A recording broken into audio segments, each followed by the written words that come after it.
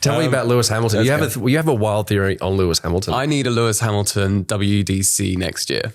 And I'll tell you why, because he needs to retire from the sport. You're over him. You've had enough. No, I'm probably the biggest Lewis Hamilton fanboy in the room, right? But he has given so much to this sport, and I feel like at every opportunity this season, he hasn't necessarily been getting his flowers. And obviously, Max Verstappen wins his 4th championship in Vegas, and that's incredible. 4th consecutive. But Lewis Hamilton is constantly having to prove himself with these next generation of drivers. And obviously, the Ferrari deal that he'll get next year is his opportunity to get his 8th record-breaking WDC title and then leave the sport on a high. He's almost 40. And that's going to reflect. Hey, there's nothing wrong with 40. Thank you very much. 40 is the new 30. And in Formula One, there are drivers like Fernando Alonso. You've got Nico Hülkenberg obviously coming up as well. It's showing that people have a little bit more longevity in the sport. Nico Hülkenberg is old as dirt. And he's a journeyman, and I don't think Formula One has a place for journeyman. I've got a lot of time for Nico, so I bet you do. You and him are like that. You're on you're LinkedIn friends, aren't you? We went to duty free together, so we're best buds. Duty free. They're loving this second plug. Yeah.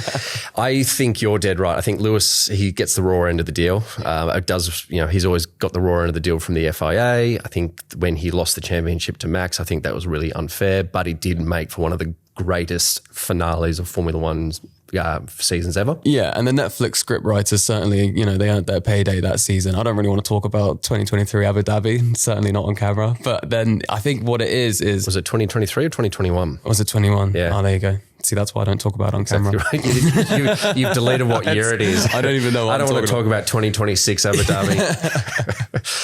But it's, to be fair, I think this change to Ferrari will be amazing. Yeah. But...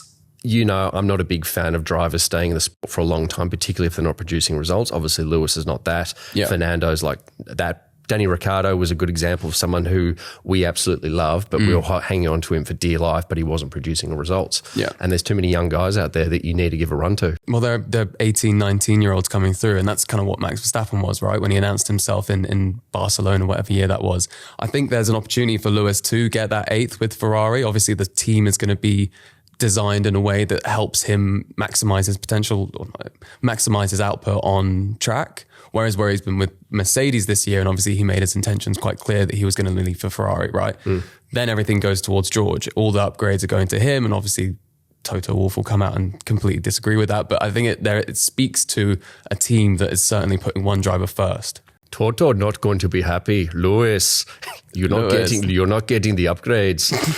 I think that's pretty much how the phone call would go. I think, yeah. Yeah. But Charles Leclerc next year, he's not going to enjoy it, I don't think. I don't think so. I mean, obviously, Ferrari's one of the few teams that actually has managed to there's never really a conversation about who's the number one at Ferrari. Charles Leclerc and Carlos Sainz will trade wins quite simultaneously throughout the year. Not that they get loads, but it's certainly an even spread. You obviously look at McLaren and there's that conversation about having a number one and a number two. And obviously at Mercedes, you've got Lewis and you've got George. You need to have that kind of balance, and you need to have that hierarchy in place.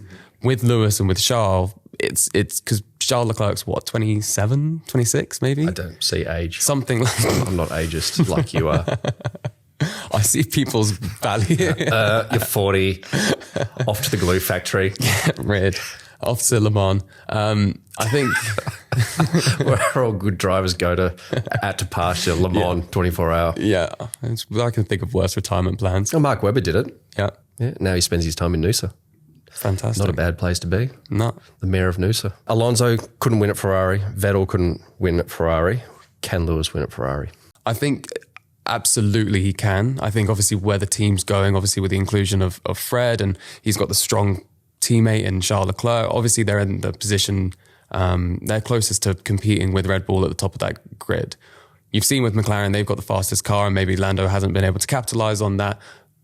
Lewis Hamilton definitely has had one of the worst cars of his entire career, and he's still been able to consistently get results.